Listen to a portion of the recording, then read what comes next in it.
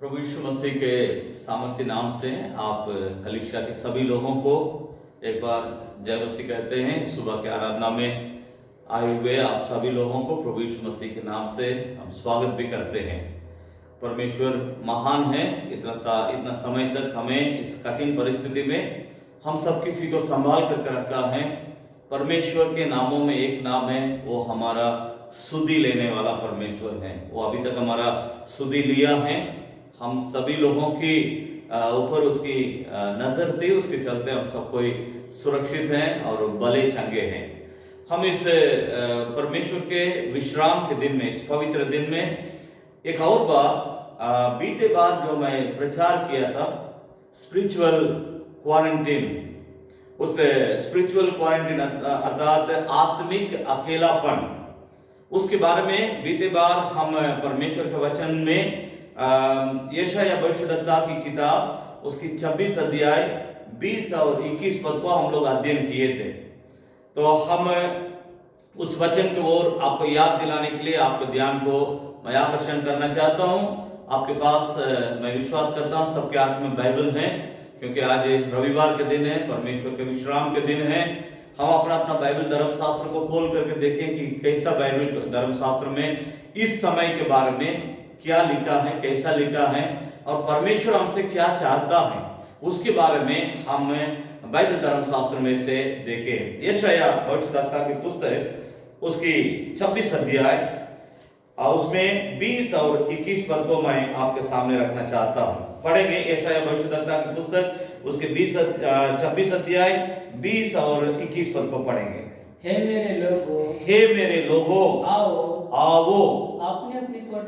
अपने अपनी कोठरी में प्रवेश करके किवाड़ों को बंद करो थोड़ी देर तक जब तक परमेश्वर का क्रोध, अर्थात परमेश्वर कहता है जब तक मेरा क्रोध शांत ना हो तब तक अपने को छिपा रखो, क्योंकि देखो यहोवा परमेश्वर पृथ्वी के निवासियों को अधर्म का दंड देने के लिए अपने स्थान से चला आता है और पृथ्वी अपना खून प्रकट करेगी और घात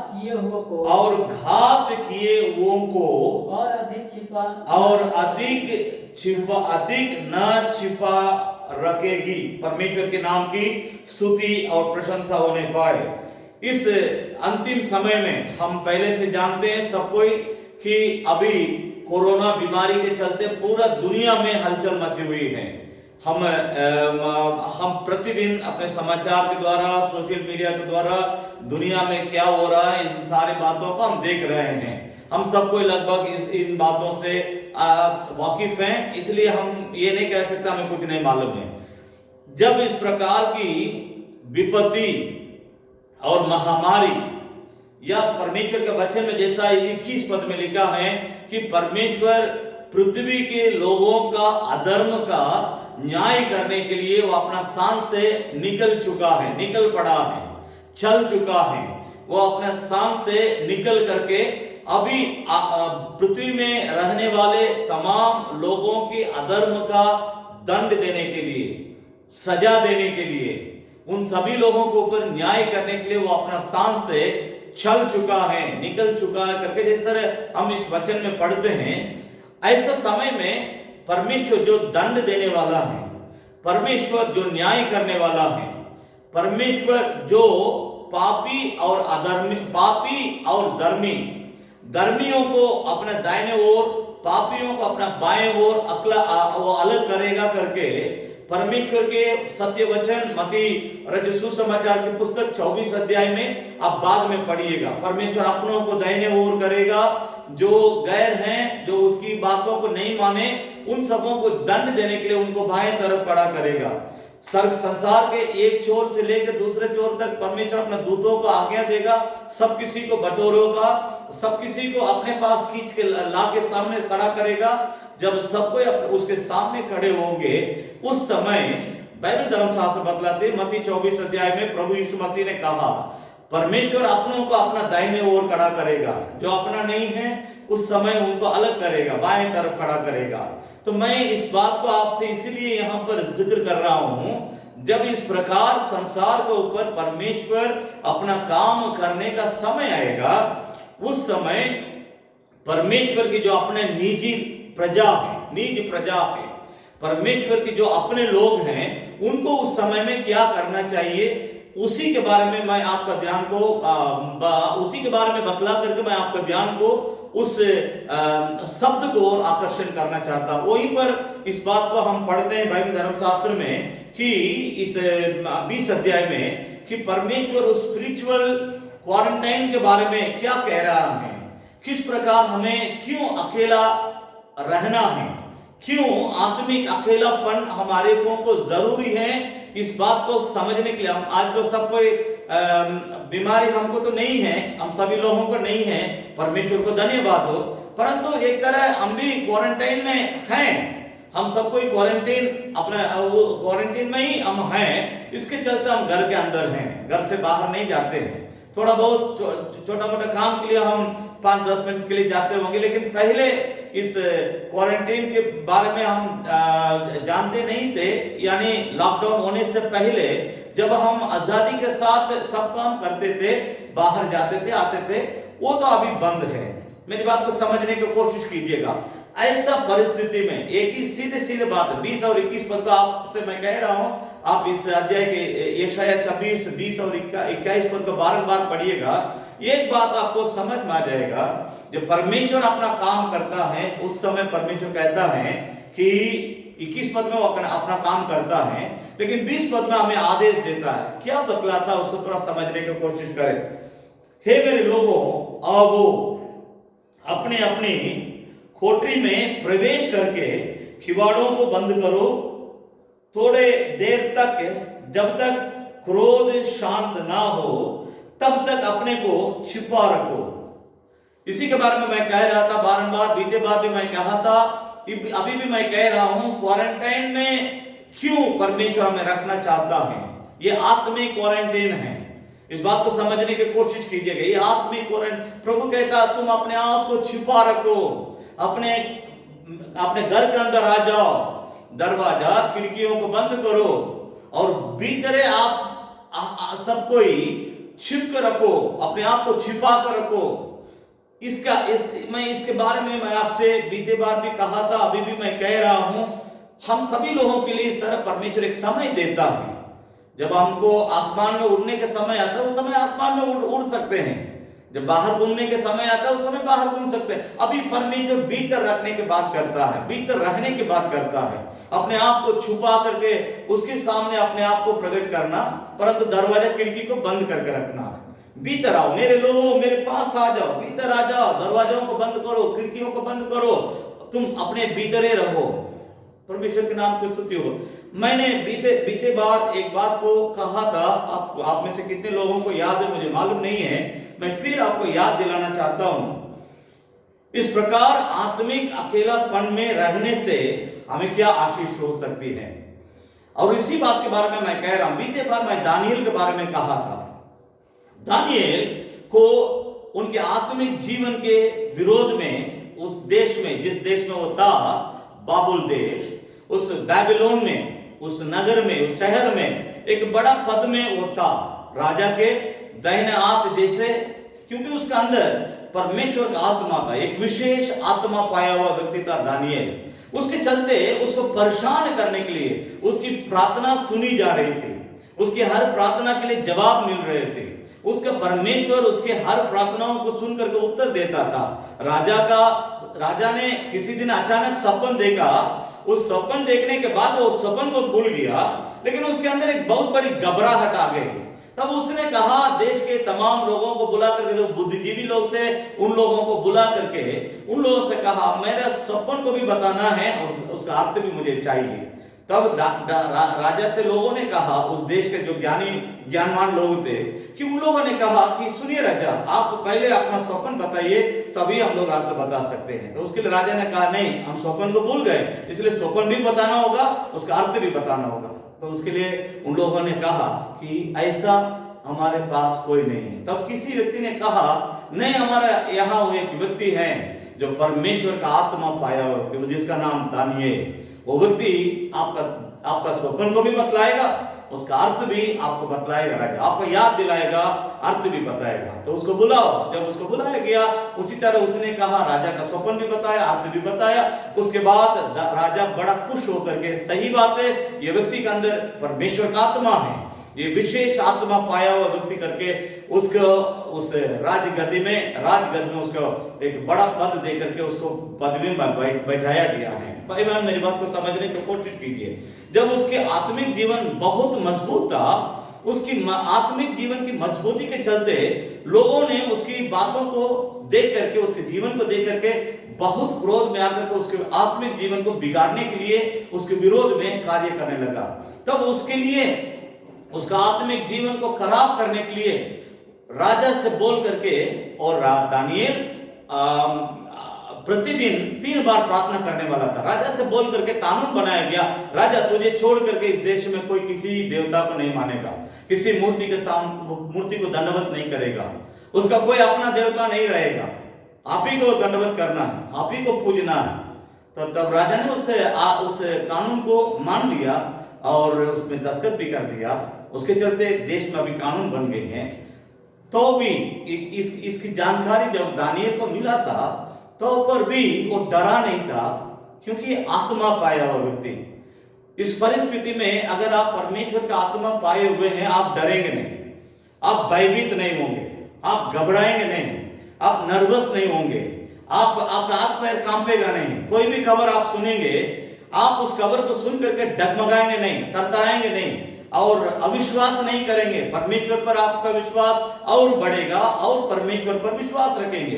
दानियेल वही किया था। जब कानून बन गया करके उसको पता था, प्रतिदिन जिस तरह वो प्रार्थना करता था, उसका प्रार्थना करने के नियम था, उस नियम के अनुसार, क्रमानुसार 3 दिन वो प्रार्थना अपना खिड़की को खोल करके, पहले खिड़की खोल करके बंद करता था, अभी उसी तरह वो खिड़की खोल करके बंद करके प्रार्थना करता है। पहले भी ऐसी प्रार्थना करता था। मैं आपसे कहना चाहता हूं, इस बात को समझने की कोशिश कीजिए। इस बात से उसको पकड़ करके लोगों ने राजा को सामने खड़ा किया और नियम के अनुसार शेरों के मांद में उसको डालना पड़ा। राजा को इच्छा नहीं था, राजा बचाने के लिए बहुत कोशिश किया, लेकिन उसको शेरों के मांद में उसको उठा के फेंकना पड़ा। ध्यान दीजिएगा भाई बहन, मेरी बात को समझने की कोशिश कीजिए। मैं बीते बार जब प्रचार किया था, इस बात के बारे में ज्यादा नहीं बोला था, थोड़ा बहुत अभी हम बोल करके अगला एक और बात को मैं आपके सामने रखना चाहता हूं। ध्यान दीजिएगा, यहां पर जब उसको अकेले उठा करके शेरों के मांद में डाल दिया गया, मैं इसी बात को आपके सामने रखना चाहता हूं। ये एक प्रकार की स्पिरिचुअल क्वारंटाइन, एक स्पिरिचुअल क्वारंटाइन को यहां पर हम देखते हैं। अकेला है, बड़ा पदवी में था, बहुत बड़ा उस राज्य में उस अधिकारी के रूप में था और उसकी बात को राजा मानता था, देश के लोग मानते थे, बहुत ऊंचा वरिष्ठ अधिकारी के रूप में दानियेल उस बाबुल देश में था। लेकिन अभी इसको क्वारंटाइन कर दिया गया। मेरी बात को समझने की कोशिश कीजिए। संसारिक जो इस समय की जो संसारिक इस कोरोना बीमारी के चलते जो क्वारंटाइन की जा रही है, वो अलग बात है, लेकिन ये आत्मिक जो क्वारंटाइन होती है, उससे हम अपने देश के लोगों को आशीष का कारण बन सकते हैं। वहां जाने के बाद वो डरा नहीं था। जब शेरों को मांद में उसको डाल दिया गया था, फेंक दिया गया था, दानियेल डरा नहीं था, घबराया नहीं था। मैं भाई बहनों, इस बात को समझने के कुछ सारी बातों को मैं बताने के लिए मेरे पास समय नहीं है, लेकिन मैं आपसे कह रहा हूं, आप दानियेल की पुस्तक उसका 6 अध्याय को घर में जाके बाद में पढ़ लीजिएगा। मैं आपसे कह रहा हूं, पढ़िएगा, जरूर पढ़िएगा। पढ़ने के बाद आपको पता चलेगा। तो वहां पर भोर में आज डाल दिया गया। दूसरा दिन सवेरे राजा चिल्लाते हुए आ रहा, हे दानियेल, परम प्रधान परमेश्वर का दास, क्या तेरा परमेश्वर जिसकी तुम रात दिन आराधना करता था, प्रार्थना करता था, जिस परमेश्वर से क्या वो तुमको बचाया है, शेरों के मुंह से बचाया है? दानियेल जवाब देता है, हाँ राजा, परमेश्वर मेरा जो सर्वशक्तिमान है, रात दिन जिसको पुकारता हूं, जिससे मैं बात करता हूं, प्रार्थना करता हूं, जिसकी मैं सेवा करता हूं, वो परमेश्वर मेरा साथ है। जितने शेरों के बीच में मुझे डाला गया था, वो सबके सामने परमेश्वर मुझे उससे भी बड़ा शेर के रूप में परमेश्वर मुझे ताकत दे करके यहाँ बचा करके रखा है। अब शेर सब मेरे सामने एक बिल्ली की तरह चुपचाप से पड़ी है। परमेश्वर मुझे एक बड़ा शेर के रूप में उन शेरों के सामने खड़ा करके रखा। भाई बहन, मेरी बात को समझने की कोशिश कीजिए। जब आप अकेले रहेंगे तभी आपको दो बात पता चलेगा। एक है आपका परमेश्वर आपके साथ कितना सामर्थ्य के साथ रहता है, दूसरा आपके अंदर कितना परमेश्वर के प्रति विश्वास और आपके अंदर कितना अभिषेक है, कितना आपके अंदर परमेश्वर के प्रति विश्वास है और परमेश्वर के प्रति कितना आप भरोसा रखते हैं। सबसे बढ़कर आप परमेश्वर के साथ कितना करीब में हैं। जब आप अकेले रहेंगे तभी आपको पता चलेगा। तो आत्मिक क्वारंटाइन, इस बात को समझने की कोशिश कीजिएगा। जब दानियल को किया गया था तो दानियल उस समय उन बातों को सामना करते हुए परमेश्वर के निकट में रहने के चलते उस देश के लोगों को यह दिखा दिया कि मेरा ही परमेश्वर इस दुनिया में, मेरा परमेश्वर को छोड़ इस दुनिया में कोई परमेश्वर नहीं है। भाई बहन, आज आपके लिए परमेश्वर जो समय दिया है, आओ मेरे लोगों, मेरे घर के अंदर आओ, मेरे सन्मुख में आओ, मेरे सामने आओ, मेरे सामने आकर के झुको, प्रार्थना करो, दरवाजा को बंद करो, खिड़कियों को बंद करो, किवाड़ियों को बंद करो, आओ मेरे सामने आकर के रुको। मैं इसी बात पे यहाँ पर बोलना चाहता हूं कि एक व्यक्ति जब अपने आप को परमेश्वर के साथ अकेला करता है, यानी उसके साथ जाकर के समय बिताता है, उस समय उस व्यक्ति के जीवन में कभी व्यर्थ नहीं जाता है। इन दिनों में परमेश्वर को मैं धन्यवाद करना चाहता हूं। मेरे जीवन में, मेरे परिवार के लोगों के जीवन में ज्यादा प्रार्थना करने के लिए, सबको मिलकर के ज्यादा प्रार्थना करने के लिए परमेश्वर ज्यादा समय दिया है। भोर में उठ करके परमेश्वर के साथ अकेले बातचीत करना और सवेरे 7 बजे से 8 बजे तक समस्त परिवार के लोग पहले भी करते थे, कम समय का, क्योंकि किसी को कॉलेज जाना, किसी को इधर जाना, किसी को काम में जाना, तो इस प्रकार हम तेज के चलते 20 मिनट, 15 मिनट, कभी कभी 10 मिनट भी किया करते थे। लेकिन आज परमेश्वर को मैं धन्यवाद देना चाहता हूँ। पक्का 1 घंटा हम अच्छा से गीत गा के, वचन पढ़ के, परमेश्वर का आराधना करके, दुनिया भर के लोगों के लिए प्रार्थना करने के लिए परमेश्वर ने एक अच्छा समय दिया है। इस समय समझता हूं हम सभी लोगों का आत्मिक जीवन एक चट्टान की तरह मजबूत हो रहा है। हमारा भीतरी मनुष्यत्व में सामर्थ और शक्ति और परमेश्वर का तेज, परमेश्वर का सामर्थ और बहुतायत से हमें मिल रहा है। इस बात को हम समझ रहे हैं, अनुभव कर रहे हैं। ये नहीं है किसी के बात को सुन करके बोल रहे हैं, हम अनुभव करके अपना व्यक्तिगत जीवन के बारे में आपके सामने इन बातों को रखते हैं। इसलिए मैं आपसे कहना चाहता हूं, परमेश्वर जो हमें समय दिया है क्वारंटाइन में रहने के लिए, ये हमारे लिए, दुनिया भर के, विश्व भर के मसीह के सेवा करने वाले सेवकों के लिए, उनके परिवार बाल बच्चों के लिए ये स्पिरिचुअल क्वारंटाइन का समय है।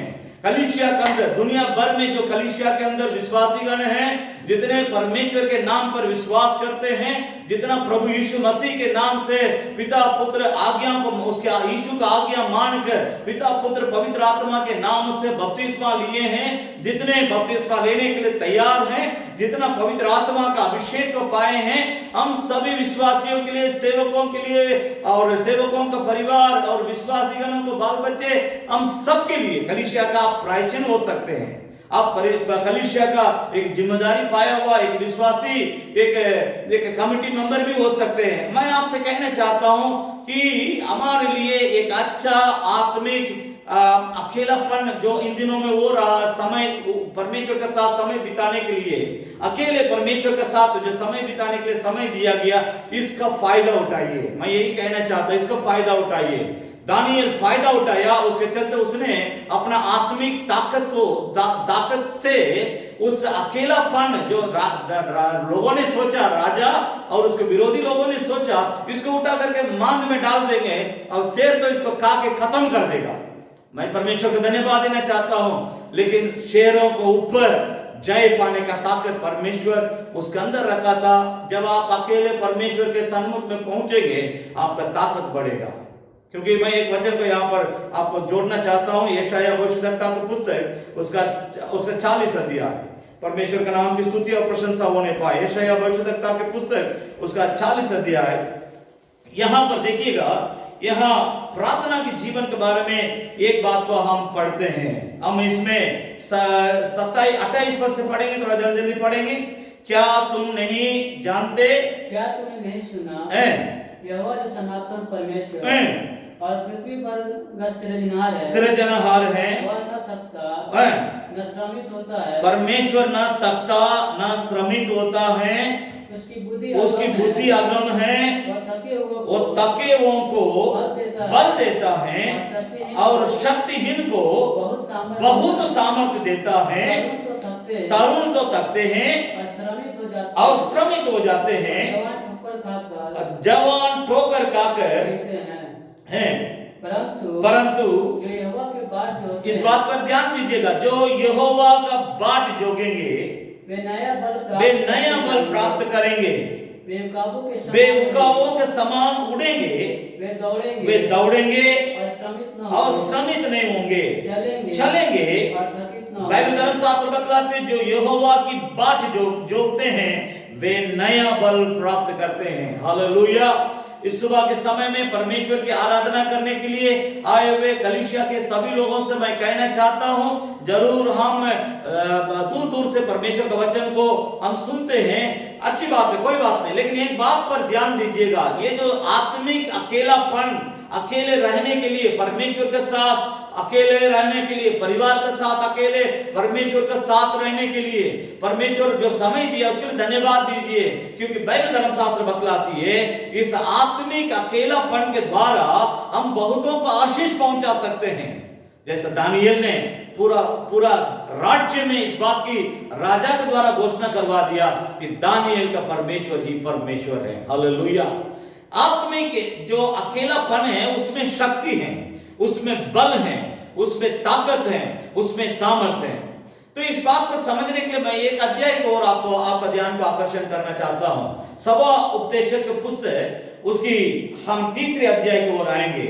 यहां पर अभी का जो वर्तमान समय है इसके बारे में मैं एक वचन आपको पहले आपको याद दिलाना चाहता हूं। सभा उपदेशक की पुस्तक उसकी 3री अध्याय, उस 3रे अध्याय में ध्यान दीजिएगा, 5 पद का दूसरा भाग को पहले पढ़ेंगे।